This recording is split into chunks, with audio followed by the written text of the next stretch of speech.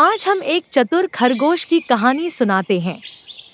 आप जानते ही हैं कि जंगल में सभी प्रकार के जंगली जानवर रहते हैं।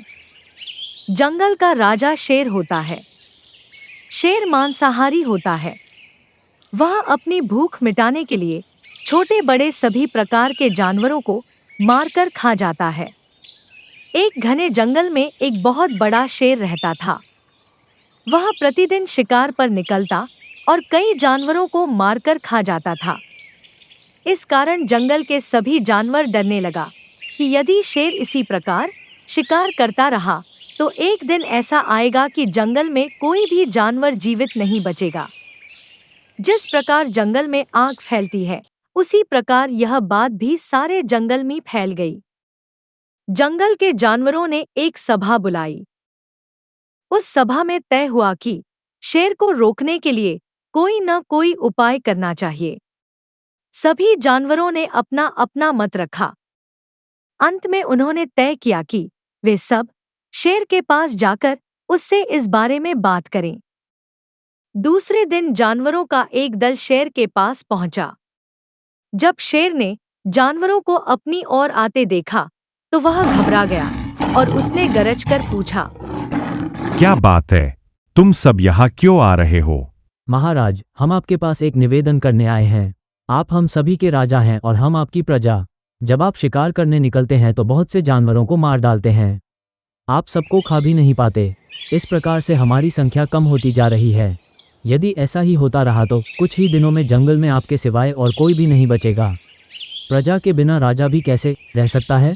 यदि हम सभी मर जाएंगे तो आप भी राजा नहीं रहेंगे। हम चाहते हैं कि आप सदैव हमारे राजा बने रहें। आपसे हमारी विनती है कि आप अपने गुफा में ही रहिए। हम में से रोज कोई न कोई आपका भोजन बनकर आपके पास आ जाएगा, तब आप उसे मारकर अपनी भूख मिटा लीजिए। इस प्रकार आपको भी भोजन के लिए बाहर जाकर परिश्रम भी नहीं करना पड़ेगा। इस प्रकार से राजा और प्रजा दोनों ही सुख चैन से रह सकेंगे। शेर को लगा कि जानवरों की बात में सच्चाई है। उसने पल भर सोचा और बोला, अच्छी बात है, परंतु ध्यान रखना, यदि किसी भी दिन तुमने मेरे खाने के लिए पूरा भोजन नहीं भेजा तो मेरा जितना मन करेगा उतने जानवरों को मैं मार कर खा जाऊंगा। जानवरों के पास तो और कोई चारा नहीं था, इसलिए उन्होंने शेर की शर्त मान ली और अपने अपने घर चले गए। उस दिन से एक जानवर रोज शेर के खाने के लिए भेजा जाने लगा। इसके लिए जंगल में रहने वाले सब जानवरों में से एक एक जानवर को बारी बारी से चुना जाता था। कुछ दिन बाद खरगोश की बारी भी आ गई। शेर के भोजन के लिए एक नन्हे से खरगोश को चुना गया। उसने भगवान से प्रार्थना की और बोला, हे भगवान, इस शेर के हाथों मरना मूर्खता है। आप ही मेरे जीवन को बचाने का कोई उपाय बताइए जिससे सभी को इस संकट से सदा के लिए छुटकारा भी मिल जाए। खरगोश जितना छोटा था उतना ही चतुर भी था। वह शेर का भोजन बनने के लिए निकला। जिस रास्ते से वह जा रहा था उस रास्ते पर एक कुआं था। खरगोश ने उस कुआं में झांक कर देखा तो उसे पानी में अपनी परछाई दिखाई दी। भगवान की कृपा से उसे एक योजना सूझी। खरगोश धीरे धीरे इधर उधर घूमते हुए शेर के गुफा की ओर चल पड़ा। जब वह शेर के पास पहुंचा तो बहुत देर हो चुकी थी। भूख के मारे शेर का बुरा हाल हो रहा था। जब उसने केवल एक छोटे से खरगोश को अपनी ओर आते देखा तो गुस्से से बौखला उठा और गरज कर बोला, तुम्हें इतना समय क्यों लगा? एक तो पिद्दी जैसे हो और इतनी देर से आ रहे हो। जिन मूर्खों ने तुम्हें भेजा है मैं उन सबको ठीक करूंगा।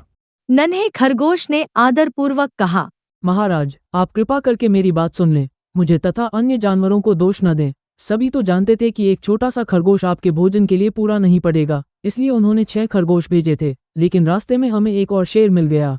उसने 5 खरगोशों को मारकर खा लिया।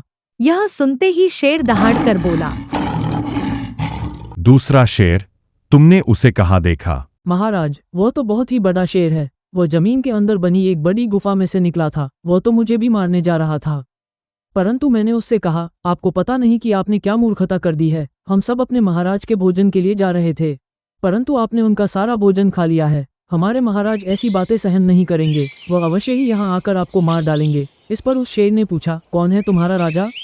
मैंने बताया, हमारा राजा जंगल का सबसे बड़ा शेर है।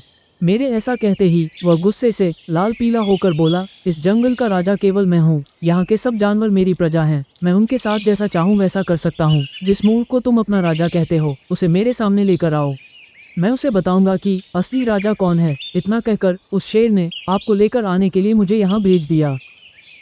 खरगोश की बात सुनकर शेर को बहुत गुस्सा आया और वह बार बार गर्जने लगा। उसकी भयानक गरज से सारा जंगल कांपने लगा। मुझे तुरंत उस मूर्ख के पास लेकर चलो। जब तक मैं उसे मार न दूंगा मुझे चैन नहीं मिलेगा। चलो, मुझे उसके पास ले चलो। खरगोश रास्ता दिखाते हुए शेर को उस कुएं के पास ले गया और बोला, महाराज, वह दुष्ट शेर जमीन के नीचे इस गुफा में रहता है। जब मैंने उसे देखा था तब तो वह यहीं बाहर खड़ा था। लगता है आपको आता देखकर वह गुफा में जाकर छुप गया है। आइए मैं आपको दिखाता हूँ। खरगोश ने कुएं के निकट आकर शेर से अंदर झांकने के लिए कहा। शेर ने कुएं के अंदर झांका तो उसे पानी में अपनी परछाई दिखाई दी। परछाई को देखकर शेर जोर जोर से दहाड़ने लगा। जब शेर कुएं की ओर मुंह करके दहाड़ रहा था तो कुएं के अंदर से आती हुई अपनी ही दहाड़ने की गूंज सुनकर उसे लगा कि दूसरा शेर भी दहाड़ रहा है। शत्रु को तुरंत मार डालने के लिए वह कुएं में कूद पड़ा। कूदते ही पहले तो वह कुएं की दीवार से टकराकर पानी में जा गिरा और डूबकर मर गया। इस तरह भगवान ने सुझाई योजना से शेर को मारकर नन्हा खरगोश घर वापस लौट आया।